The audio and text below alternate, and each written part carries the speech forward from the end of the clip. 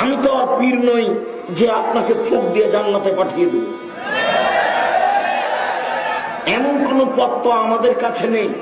আমলের ভিত্তিতে, তাকওয়ার ভিত্তিতে, পরহেজগারিতার ভিত্তিতেই জান্নাতের আশা করতে হবে।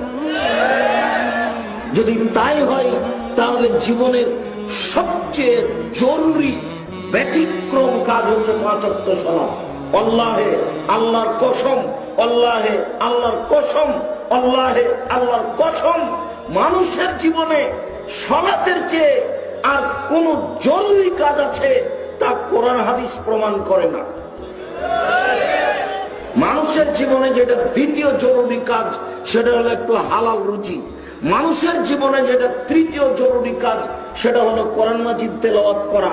মানুষের জীবনে যেটা জরুরি কাজ সেটা দুইজন যেখানে বসে আছে সেখানে বসে গল্পে জড়িয়ে না পড়া, সারাদিন আড্ডা পিটেন, গল্প করে।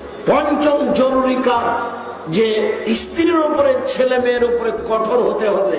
পৃথিবীর সবচেয়ে দামি মানুষ লাঠিটা ঝুলিয়ে রাখতে বলছেন দরজায়, লাঠি দেখে যেন স্ত্রী ছেলে মেয়ে সতর্ক হয়।